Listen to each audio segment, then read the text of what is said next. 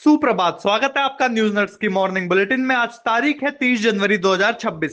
दिन है शुक्रवार और अगर तिथि की बात करें तो हिंदी तिथि है माघ शुक्ल पक्ष द्वादशी, जो बाद में त्रयोदशी में परिवर्तित हो जाएगी। आज का दिन देश के लिए विशेष महत्व रखता है क्योंकि आज भारत में शहीद दिवस मनाया जाता है, राष्ट्रपिता महात्मा गांधी को भावपूर्ण श्रद्धांजलि देने का दिन। तो आइए अब खबरों की ओर बढ़ते हैं। सबसे पहले बात कर लेते हैं राजस्थान की। राजस्थान में एक बार फिर मौसम करवट लेने वाला है। 31 जनवरी से 4 फरवरी तक प्रदेश में मजबूत पश्चिमी विक्षोभ सक्रिय रहेगा।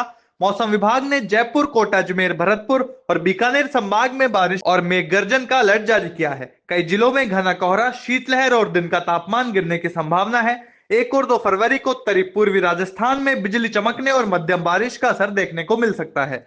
वहीं जयपुर के टोंक रोड पर कल दोपहर तेज रफ्तार और नशे में धुत कार चालक ने कहर मचा दिया। अनियंत्रित कार ने रेड लाइट पर खड़ी 3 बाइक और 2 कार को टक्कर मारी और सीधे मॉल की दीवार तोड़ दी। हादसे में 2 लोग घायल हुए, 5 वाहन बुरी तरह क्षतिग्रस्त हुए। गुस्साए लोगों ने चालक को पकड़कर पिटाई की, जिससे पुलिस ने हिरासत में ले लिया है। शुरुआती जांच में पाया गया कि चालक शराब के नशे में था।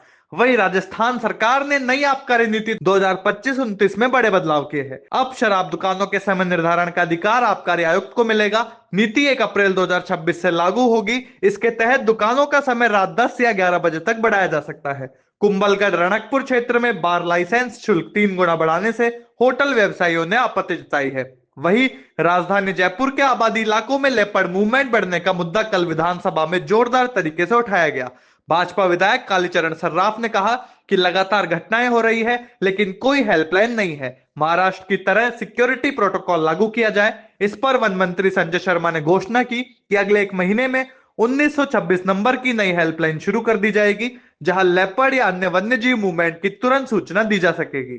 मंत्री ने यह भी कहा कि महाराष्ट्र और अन्य राज्यों की स्टडी कर नया एसओपी तैयार किया जाए, जिसे इसी वित्तीय वर्ष में लागू किया जाएगा। वहीं सुप्रीम कोर्ट ने यूजीसी के नए नियमों पर कड़ी आपत्ति जताते हुए फिलहाल रोक लगा दी है और यूजीसी व केंद्र सरकार से जवाब तलब किया है। जयपुर के हवा महल सीट से भाजपा विधायक बाल मुकुंद आचार्य ने कहा कि सुप्रीम कोर्ट के विचाराधीन मामले पर टिप्पणी करना उचित नहीं है। उन्होंने सभी से अपील की कि कोर्ट के फैसले का धैर्य से इंतजार करे और बिना समझे प्रतिक्रिया न दे। आचार्य ने मोदी सरकार पर भरोसा जताते हुए कहा कि सरकार के हर फैसले में देश और समाज का हित ही प्राथमिकता रही है। चलिए अब बढ़ते राष्ट्रीय खबरों की ओर। तो महाराष्ट्र के डिप्टी सीएम अजीत पवार कल बारामती में पंचतत्व में विलीन हो गए। उनके बेटे पार्थ और जैनों ने मुखाग्नि दी। वही अंतिम यात्रा में भारी भीड़ उमड़ पड़ी। अजीत पवार के पार्थिव शरीर को तिरंगे में लपेटकर पूरे राजकीय सम्मान के साथ अंतिम संस्कार किया गया। अंतिम श्रद्धांजलि देने के लिए अमित शाह, पूरा मंत्रिमंडल और शरद पवार भी मौके पर मौजूद रहे। समर्थक रो रो कर बेहाल दिखे। बारामती का माहौल बेहद गमगीन रहा। फॉरेंसिक और एविएशन टीमें हादसे की जांच में जुटी हुई है। वही यूजीसी के नए नियमों पर देश भर में जारी विवाद के बीच सुप्रीम कोर्ट ने बड़ी राहत देते हुए नियमों पर रोक लगा दी और केंद्र सरकार व यूजीसी से जवाब मांगा है। चीफ जस्टिस सूर्यकांत की बेंच ने कहा कि विरोध की शिकायतों को देखते हुए नियम फिलहाल लागू नहीं होंगे। बीजेपी सांसद निशिकांत दुबे ने कहा कि यूजीसी पर आपत्ति जताने से पहले तथ्य समझे और प्रधानमंत्री पर भरोसा रखे। उन्होंने कहा कि ईडब्ल्यूएस आरक्षण हमेशा गरीबों के हित में रहा है। चलिए अब बढ़ते अंतरराष्ट्रीय जगत की ओर। तो चीन ने कल म्यांमार में चल रहे टेलीकॉम फ्रॉड सिंडिकेट के 11 सदस्यों को मौत की सजा दे दी। ये सभी अपराधी 2015 से 2023 के बीच साइबर ठगी, अवैध जुए और मानव तस्करी जैसे बड़े घोटालों में शामिल थे। इन स्कैम सेंटरों ने चीन के नागरिकों को नौकरी का झांसा देकर फंसाया, जिससे 14 लोगों की मौत तक हो गई और अरबों डॉलर की ठगी हुई। चीन की सर्वोच्च अदालत की मंजूरी के बाद सजाए मौत लागू की गई, जिसे क्षेत्र के स्कैम ऑपरेटरों के लिए कड़ा संदेश माना जा रहा है। वही कोलंबिया वेनेजुएला बॉर्डर के पास कल सटेन एयरलाइन का बीच क्राफ्ट 1900 डी विमान क्रैश हो गया, जिसमें सवार सभी 15 लोगों की मौत हो गई।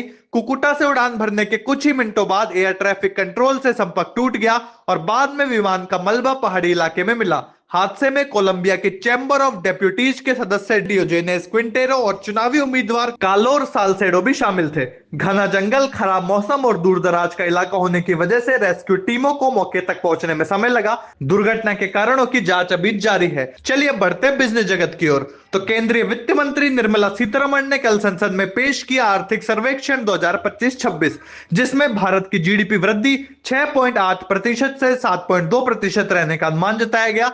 सर्वेक्षण में कहा गया कि मजबूत घरेलू कारक और आर्थिक स्थिरता के चलते वृद्धि से जुड़े जोखिम फिलहाल संतुलित है। सरकार के नीतिगत सुधारों और सप्लाई सुधारों के असर से महंगाई पर नियंत्रण बने रहने की संभावना है। इलेक्ट्रॉनिक सेक्टर में मोबाइल फोन उत्पादन में 30 गुना बढ़ोतरी दर्ज की गई है। वही सर्राफा बाजार में सोने और चांदी के दामों में जबरदस्त उछाल देखा गया। चांदी का भाव 4 लाख रुपए प्रति किलो के पार पहुंच गया, जबकि सोना 1,88,000 रुपए के स्तर पर ट्रेड कर रहा है। बढ़ती कीमतों ने निवेशकों और खरीदारों दोनों का ध्यान खींच लिया है। चलिए अब बढ़ते खेल जगत की ओर। तो विशाखापट्टनम में खेले गए चौथे टी20 में भारत को न्यूजीलैंड के खिलाफ 50 रन से हार का सामना करना पड़ा। कप्तान सूर्य कुमार यादव ने कहा कि उन्होंने जानबूझकर 6 बल्लेबाज खिलाए और 5 परफेक्ट गेंदबाज रखा ताकि खिलाड़ियों को जिम्मेदारी सिखाई जा सके। उन्होंने कहा कि अगर 1 या 2 अतिरिक्त साझेदारियां बनती तो मैच का रुख बदल सकता था। हार के बावजूद इसे टीम के लिए एक अनुभव माना जा रहा है। वही ऑस्ट्रेलिया महिला क्रिकेट टीम की कप्तान एलिसा हीली ने भारत के खिलाफ श्रृंखला खेलने के बाद अंतरराष्ट्रीय क्रिकेट से संन्यास लेने का ऐलान कर दिया है। उनकी जगह ऑलराउंडर सोफी मोलिनी को टीम का नया कप्तान नियुक्त किया गया है। उपकप्तान के रूप में ताहलिया मैकग्रा और एशले गार्डनर चुने गए हैं। चलिए बढ़ते हैं एंटरटेनमेंट जगत की ओर। तो सनी देओल स्टार्टर बॉर्डर 2 ने रिलीज के 7वें दिन भी इंडियन बॉक्स ऑफिस पर अच्छा प्रदर्शन किया है। फिल्म ने अब तक कुल 213 करोड़ का नेट कलेक्शन कर लिया है। गणतंत्र दिवस पर 59 करोड़ का सबसे बड़ा सिंगल डे कलेक्शन दर्ज हुआ। फिल्म की माउथ पब्लिसिटी और स्टार कास्ट दर्शकों को काफी पसंद आ रही है। वही सिंगर अरिजीत सिंह ने प्लेबैक सिंगिंग से संन्यास ले लिया है। विशाल ददलानी ने सोशल मीडिया पर इमोशनल पोस्ट शेयर किया और कहा कि सक्सेस शांति संतोष की गारंटी नहीं देती, दौलत और सत्ता सुरक्षा भी नहीं। उन्होंने युवाओं को सलाह दी कि किसी और की उम्मीद पर खुद को मत ढालो, खुलकर और पूरी तरह जियो। तो ये थी आज की बड़ी खबरें। कल फिर मिलेंगे नई अपडेट्स के साथ, जब तक के लिए नमस्कार।